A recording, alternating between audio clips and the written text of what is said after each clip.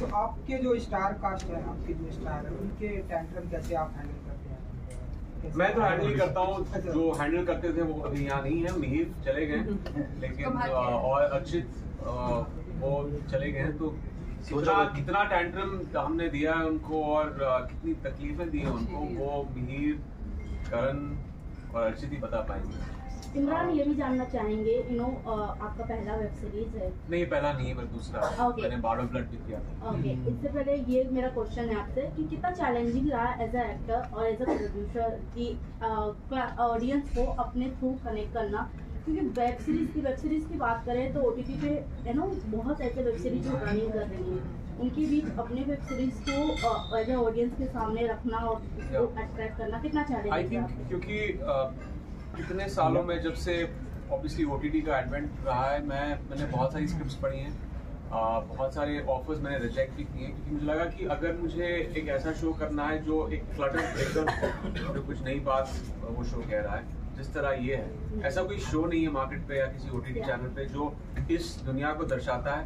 और ये तो एक छोटा हिस्सा है जहाँ हमने दिखाया है कि नेपोटिज्म है, क्योंकि ये सब लोग यही एक चीज चल रही है ये 7 साल से हमारे इंडस्ट्री को लेकर, लेकिन इसके अलावा बहुत सारी दूसरी चीजें हैं जो आपको इस शो में दिखाई देंगी। एक तो हमारे लिए बहुत हम रिलेट कर सकते हैं दुनिया से, आप शायद रिलेट कर सकते हैं, लेकिन ऑडियंस का हमेशा एक अल्योर होता है ना, ये दो चीज हमारे देश में एक तरह से रिलीजन है, क्रिकेट और फिल्में, लेकिन इंडस्ट्री किस तरह चलती है, इसके तौर तरीके, यहाँ के लोग कैसे होते हैं, इस शो में वो दर्शाता है। तो आई थिंक OTT आप सभी चारकास्ट से ये भी जानना चाहेंगे कि नेपोटिज्म के ऊपर मतलब थोड़ी बहुत बेस्ड है फिल्म, और इनसाइडर आउटसाइडर के बारे में बात की जा रही है, तो आप लोगों का क्या टेक है नेपोटिज्म के ऊपर? Why would you look at me? No, start from the left-hand side for the because you have some very radical thoughts on nepotism. Do I? No, I won't say they're radical, but yes. आप अगर ये पूछ रहे हैं कि nepotism exist करता है कि नहीं, I would say of course करता है, it exists, and I don't think it's just in our industry, it's there in every field. और आप खुद ही सोचिए, आज अगर आप एक जर्नलिस्ट हैं और कल आपके ब्रदर, सिस्टर, बेटा, बेटी, कजन, नीस, नेफ्यू, अगर किसी को हेल्प चाहिए होगा उस प्रोफेशन में आने के लिए, तो आप भी जो कर पा सकते हैं वो करेंगे। So in that way yes, nepotism does exist, but अगर आप मुझसे पूछ रहे हैं मेरा पर्सनल व्यू पॉइंट क्या है, does it bother me? No.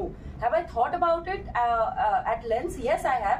और कभी कभी ऐसा भी लगा है मुझे कि शायद अनफेयर होगा, बट जैसा कि आप सब जानते हैं कि हम सब इस इंडस्ट्री में हैं, इतने सालों से काम कर रहे हैं, क्योंकि ऑडियंस ने हमें एक्सेप्ट किया है, हमें वो प्यार दिया है या वो रिस्पेक्ट दिया है। तो जो भी है इस इंडस्ट्री से ऑलरेडी कनेक्टेड या जनरेशन आफ्टर जनरेशन जो काम कर रहे हैं, उनका काम इतना उम्दा है और वो इतने टैलेंटेड है, ऑडियंसेस के वजह से वो है आज जो भी है। So that's what my take on nepotism is. दीदी आप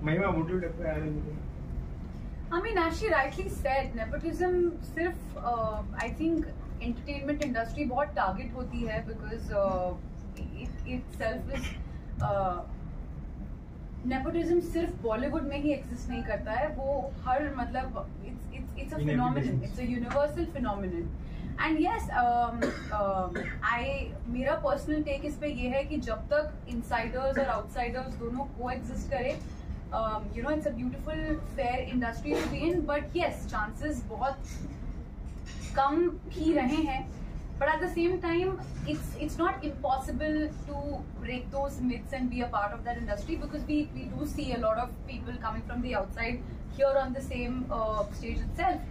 So yeah, there are exceptions, and yeah, it's a phenomenon which exists, and yes, but जब एक प्रेजुडिस होता है, या जब एक अनफेयर ट्रीटमेंट होती है, या जब आपको प्रोजेक्ट्स के बारे में पता ही नहीं चलता, क्योंकि obviously you don't know anything about the industry, you don't have any familial connections. So yes, when somebody comes from a privileged background, and when obviously their parents have worked hard, so it's not fair to always कि हम उनको target करते रहे, but yeah, I feel there should be more screen test, या फिर हम जो बाहर से आते हैं उनको और मौके डेफिनेटली मिलने चाहिए और मिल रहे हैं। So that is my take on this. Imran sir, Rajiv क्या कहें, मतलब इस पे इतनी चर्चा हो रही है, मुझे ऐसा लगता है कि अगर हम देखें तो 4 नेपोटिज्म के अगर कोई प्रोडक्ट्स हैं तो 5 आउटसाइडर्स भी हैं, 5 बाहर के भी हैं। तो ये कहना कि नेपोटिज्म एग्जिस्ट करती है और उसी की वजह से बहुत बड़ा मुद्दा बन गया है, बहुत ही गलत है। मुझे लगता है ये ह्यूमन नेचर है। हमें जब तक हम अपनी संपत्ति भी अपने बच्चों के नाम पे करके जाते हैं, क्यों किसी और के साथ में नाम पे कर दीजिए ना। आपके घर में और भी लोग काम करते हैं, उनके बच्चे भी हैं, ज़्यादा टैलेंटेड भी होंगे, लेकिन हम नहीं करते हैं, वो भी तो नेपोटिज्म ही हुआ। तो आई थिंक ये चर्चा मेरे लिए तो बहुत ही वेस्ट ऑफ टाइम है। आई थिंक हर इंडस्ट्री में it's a part of human beings. Imran sir और श्रेया मैम, आप आवारापन के बाद रीयूनाइट हो रहे शो टाइम के लिए, क्या कहना रहेगा, किस तरीके का सेट पे अनुभव? मेरे इतने सीन्स श्रेया के साथ नहीं है अनफॉर्चुनेटली, लेकिन ये फिर से एक तरह से रियूनियन ही है क्योंकि आवारापन बनी थी 2006 में। अनफॉर्चुनेटली किसी वजह से फिर से काम करने का मौका नहीं मिला, बट वो एक ऐसी फिल्म है जो इतनी यादगार है ऑडियंस के लिए। परफॉर्मेंसेस, जिस तरह फिल्म बनाई गई थी, म्यूजिक, एंड या better late than never. I'm always happy to share the screen with her क्योंकि बहुत ही talented हैं, जिस तरह उन्होंने भी अपना कैरेक्टर इस शो में प्ले किया है। She's a very integral part of the show. बहुत ही nuanced, अच्छी तरह से उन्होंने अपने इसमें काम किया है कैरेक्टर में, and yeah, many more. Shreya, आप कुछ बताना चाहेंगे शो टाइम के बारे में, आपके इस किरदार के बारे में? इस शो में मैं किरदार जो निभा रही हूँ वो मेरा ही है, मगर मेरा नहीं है। मतलब मेरी ज़िंदगी से काफ़ी जुड़ा हुआ है, मगर मेरी ज़िंदगी और जो मैं हूँ, जो जिस तरह की इंसान में हूँ, वो ये किरदार बिल्कुल भी नहीं है।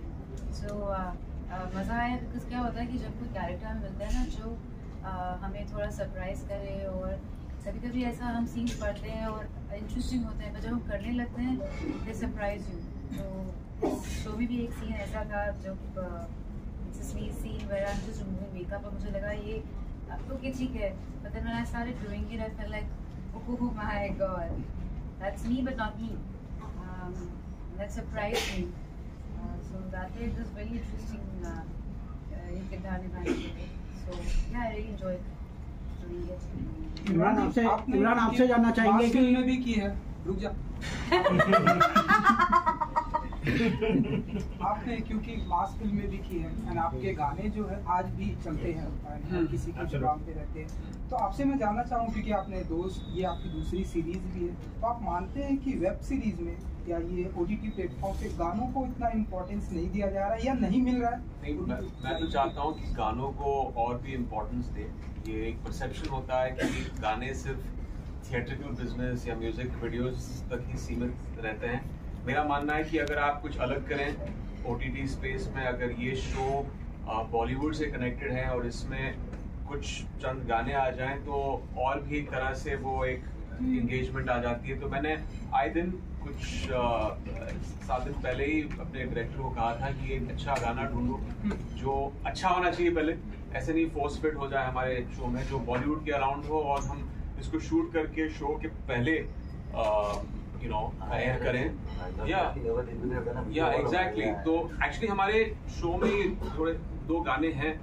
एक तो राजीव का एक गाना है जहाँ पर उनका हुक स्टेप है, और मौनी का भी एक इंट्रोडक्शन गाना है, और बैकग्राउंड में भी कुछ गाने हैं। लेकिन एक दूसरा प्रॉपर्ली प्रमोशनल ट्रैक हो जाए तो एक थोड़ी एल्बम भी बन जाती है। तो ये अभी डिस्कशन चालू है। डिज्नी प्लस हॉटस्टार भी अभी डिसीजन लेने वाले हैं। तो आई होप कि उसमें वो एडिशनल चार्ट बस्टर ट्रैक हो बॉलीवुड के बारे में, और एक अच्छा सिंगर और म्यूजिक डायरेक्टर का। इमरान, हिंदी फिल्म इंडस्ट्री की बात की जाए तो आपको लगता है कहीं ना कहीं कैरेक्टर जो है टाइपकास्ट किए जाते हैं हिंदी फिल्म इंडस्ट्री? मतलब एक कैरेक्टर अगर आप लोग ने कर लिया तो उसके बाद आप लोग को वैसे ही कैरेक्टर्स मिलने लगते हैं, तो कुछ उसके बारे में देखिए, ये एक फंक्शन है। अगर आप कामयाब हो एक चीज में, और पहले तो ये चीज शुरू होती है एक्चुअली दो तरफ से शुरू होती है। एक तो ऑडियंस आप चाहती है कि आप को उसमें उस किरदार में उस या तो कुछ आर्कीटाइप, उस कैरेक्टर का आर्कीटाइप फिर से देखें। लेकिन उससे ज़्यादा आई थिंक प्रोड्यूसर्स क्या करते हैं कि अगर एक चीज़ उनको दिखता है कि उसमें मुनाफा है, पैसे बन गए हैं, तो उनको लगता है कि ठीक है ये एक सेफ्टी नेट है, ऑडियंस इसको पसंद कर रही है और इसको दोबारा बार बार करते रहो। लेकिन इसमें भी एक थोड़ा सा कैच-22 है, क्योंकि मैंने भी देखा है कि मेरे करियर में चीजें चल रही थी, लेकिन एक हद तक फिर उसके बाद ऑडियंस को लगता है कि यार प्लीज यार थोड़ा सैचुरेशन हो गया है, इसके अलावा कुछ आप हमें दें।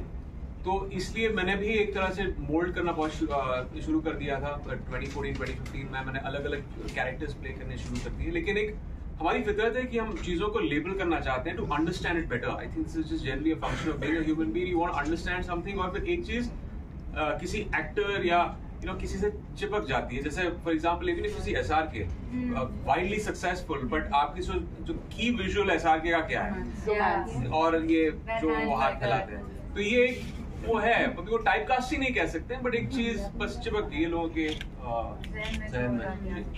इमरान जी, अगर रियल लाइफ में प्रोड्यूसर बनने का मौका मिले तो अभी तो मैंने एक बार कोशिश की है। मैं इसके क्रेडिट नहीं लेना चाहूंगा, मैं हैंड्स ऑन प्रोड्यूसर था नहीं, साइलेंट प्रोड्यूसर था, लेकिन मुझ में वो शायद कमर्शियल एक्यूमेन नहीं है, कॉमर्स का, बिजनेस का। तो मैं यही खुश हूँ as an actor and as a creative person. मुझे इस इलेक्ट्रिक चेयर में नहीं बैठना है। अच्छा महिमा जी, क्योंकि आप जर्नलिस्ट हैं, शो टाइम किस तरह के सवाल पूछना पसंद करती हैं आप? From a journalist to a journalist. मैं बस आपको करेक्ट करना चाहूँगी, वो एक जर्नलिस्ट नहीं है, वो एक फिल्म क्रिटिक है। सो वो एक फिल्म का रिव्यू देती है, but to answer your question, she is a type of journalist या film critic. Will speak her word, वो सच कहेगी, चाहे वो उसकी कंपनी के लिए या उसके जॉब के लिए या उसके खुद के लिए भी सही या गलत क्यों ना हो, but I think she is someone who will speak her mind, and या that's she's truthful. It might not work in her favor, but yeah, that's who she is. महिमा शो टाइम को कितना स्टार देना चाहेंगे आप? Show time को जी कितना as a film critic, जैसे आप रोल प्ले कर रही हैं, तो कितना स्टार देना चाहेंगे? काम में जोन से बारिश में कर रही है, इनसे ही पूछ रही है। इन्होंने भी देखा नहीं। जनता इन्होंने देखा नहीं है, देखा नहीं But I think it's stars. मैंने देखा है, You मैंने liked देखा it? As a producer 5 out of 5। Thank you thank you.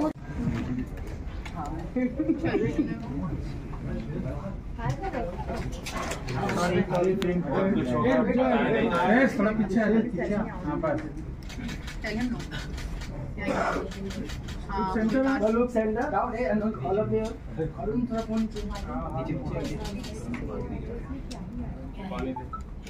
Centre down. Thank you. Thank you. Thank you. What are we doing now? Next one is the answer.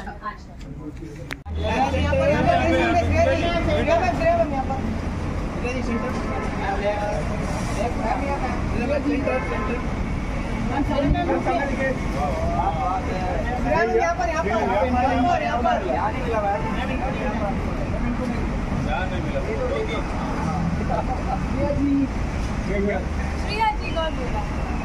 हाय कैसे?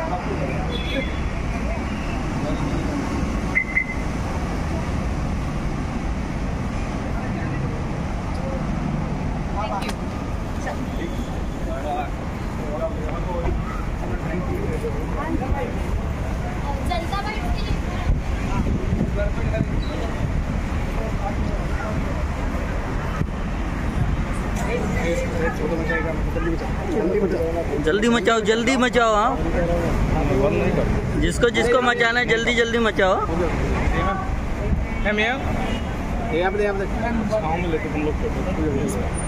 अरे मैं video निकाल रहा हूँ भाई।